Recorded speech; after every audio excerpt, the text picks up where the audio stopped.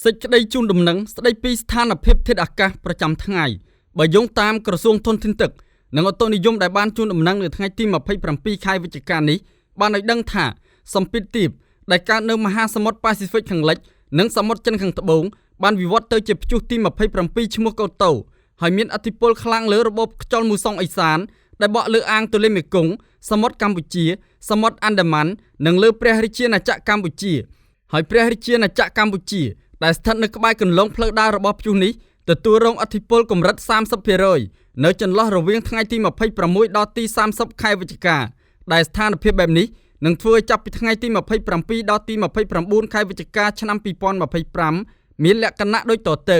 តំបន់វាលទំនាបសីតុណ្ហភាពមធ្យមអបបរមា20អង្សាសេនិងសីតុណ្ហភាពមធ្យមអតិបរមា30អង្សាសេ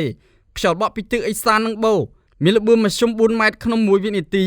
បណ្ដាលឲ្យខេត្តបន្ទាយមានជ័យបាត់ដំបងពោធិ៍សាត់កំពង់ឆ្នាំងសៀមរាបកំពង់ធំកំពង់ចាមត្បូងឃ្មុំព្រៃវែងកណ្ដាលតាកែវស្វាយរៀងនិងភ្នំពេញអាចមានភ្លៀងធ្លាក់និងខ្យល់កន្ត្រាក់គ្របដណ្ដប់លើផ្ទៃដី 10% តំបន់ខ្ពង់រាបសីតុណ្ហភាពមធ្យមអបបរមា18អង្សាសេនិងសីតុណ្ហភាពមធ្យមអតិបរមា28អង្សាសេ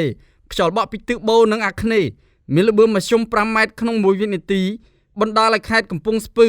ប៉ៃលិនឧត្តរមានជ័យព្រះវិហារក្រចេះស្ទឹងត្រែងរតនគិរីមណ្ឌលគិរីជួរភ្នំដងរែកនិងតំបន់ជួរភ្នំក្រវាញអាចមានភ្លៀងធ្លាក់និងខ្យល់កន្ត្រាក់គ្របដណ្ដប់លើផ្ទៃដី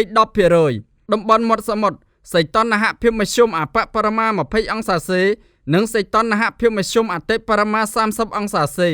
ខ្យល់បក់ពីទិសនិរតីនិងអាគ្នេយ៍មានល្បឿនមធ្យម5ម៉ែត្រក្នុង1វិនាទី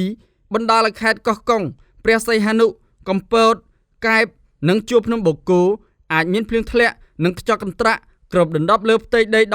15% រលកសមុទ្រមានកម្ពស់មធ្យមអបបរមា0ម៉ែត្រ50សង់ទីម៉ែត្រនិងកម្ពស់មធ្យមអតិបរមា1ម៉ែត្រ50សង់ទីម៉ែត្រអាស្រ័យដូចបានជម្រាបជូនខាងលើសូមសាធារណជនទទួលជ្រាបជាព័ត៌មាន